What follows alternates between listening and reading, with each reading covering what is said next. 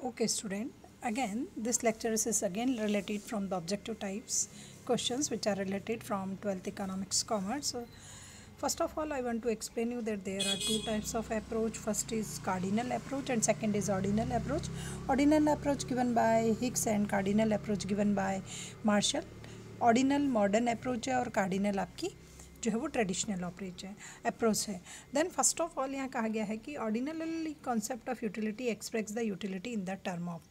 तो कार्डिनल में अलग टर्म में यूटिलिटी एक्सप्लेन की जाती है और ऑर्डिनल में अलग टर्म में यूटिलिटी एक्सप्लेन की जाती है. Then according to ordinal approach utility in units, no, utility units में एक्सप्लेन नहीं की जाती है. कांस्टेंट यूटिलिटी नहीं रहती है. None of these is not the answers of this questions. Then the level of satisfaction is the answer of this questions, that in ordinal approach utility explain the term of the level of satisfaction which consumer derived from a particular commodity. Then next second questions, principal limitations of the utility कि what is the principal limitations of utility analysis. हमने utility analysis पढ़ा है. Utility analysis में आपके two types की approach थी, ordinal, cardinal और rational numbers और रियल नंबर्स के अप्रोच.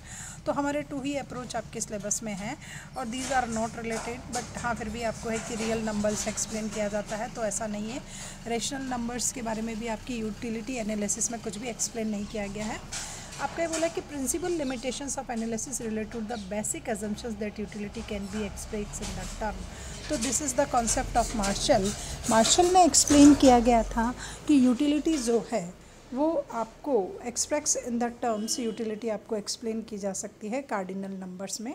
तो दिस इज़ द लिमिटेशंस, क्योंकि आपको हिक्स ने एक्सप्लेन किया था. हिक्स के अकॉर्डिंग तो आप इसको ग्रेटर देन और लेस देन के वे में एक्सप्लेन करते हैं, but according to Marshall it is express in the term of utility.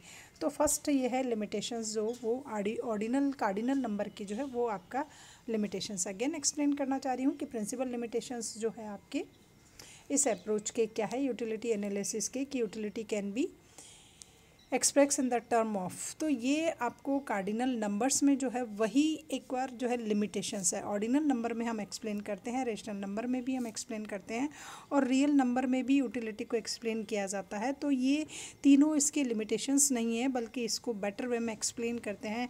But this is the limitations of utility analysis. Then again कि when consumptions of a commodity is increase from 3 to 5 unit. Suppose कीजिए आप पहले 3 unit consume करते थे, उसके बाद आपने 5 कर दिया. And your TU is increase from 150, your TU is increase from 150 to 180. Then the difference between 150 to 180 कि आप 180 में से हम माइनस कर देंगे 150, then it is known as MU. Then the marginal utility is 30. ये आप सभी को आप निकालना जानते हैं, तो आप लोग इससे निकाल सकते हैं. उसके बाद नेक्स्ट आता है कि what does the shaded area show in the figure along sides. कि रियल में ये शेडेड पार्ट किसको शो करता है. आपको यहाँ पर MU शो हो रहा है, but this is the summation of MU. Then summation of MU is equal to TU. Initial utility कोई एक्सप्लेन नहीं कर रहा है, मार्जिनल यूटिलिटी का ग्राफ ज़रूर बनाया है, but it is the summation of TU, so it is known as total utility. Then again IC analysis of consumer equilibrium is based on. IC analysis again professor Hicks के through provide किया गया है. And हमने जो approach पढ़ी है कि cardinal approach martial के थ्रू है, बहुत हो नहीं सकता है, नन ऑफ दीज हो नहीं सकता. Then ordinal utility is related from the consumer IC. Utility analysis और IC जो है वो दोनों सेम है और it is based on consumer equilibrium. ये भी कंज्यूमर इक्विलिब्रियम को शो करती है. Then again the basic assumptions of IC analysis कि what is the main basic assumptions of IC analysis. आप सभी जानते हैं कि वी शो द प्रेफरेंस. हम एक कॉम्बिनेशन सेट प्रिपेयर करते हैं 2 कमोडिटीज़ का, X और Y का, और उन दोनों कमोडिटीज़ में हम एक कमोडिटी के कंजम्पशन को इंक्रीज़ करते हैं, तो हम दूसरी कमोडिटी का जो कंजम्पशन है एटलीस्ट हम उसको कंटिन्यूस डिक्रीज़ करते जाते हैं इस स्टाइल से. और यहाँ पर मार्जिनल रेट ऑफ जो सबकी सब्सटीट्यूशंस की होती है वो कंटिन्यूस डिक्रीज़ होती है. तो IC एनालिसिस को एक्सप्लेन करने की ज़रूरत नहीं है. बेसिक बेसिक अजम्पशंस क्या है? फर्स्ट, नन ऑफ दीज नहीं हो सकता, कांस्टेंट इनकम लेवल नहीं है, यहाँ पर आपके इनकम लेवल में चेंजेस होता है, सेटिस्फेक्शन लेवल ऑफ कंज्यूमर उसको ये एक्सप्लेन कर रहा है, but this is not the assumptions. Then monotonic preference of consumer is the assumptions कि हम जो सेट प्रिपेयर करेंगे उसमें हमारा एक मोनोटोनिक प्रेफरेंस होगा, एटलीस्ट उसी के अकॉर्डिंग हम टू कमोडिटीज़ के कॉम्बिनेशन सेट को प्रिपेयर करेंगे। Then the answer A is right answer. Then again ICE curve is diagrammatic presentations of, almost IC curve हम एक प्रेजेंटेशंस करते हैं, तो budget line no, budget line को तो इसके थ्रू टच किया जाता है IC एनालिसिस को। उसके बाद productions line no, productions line हमारी इस स्टाइल्स की होती है।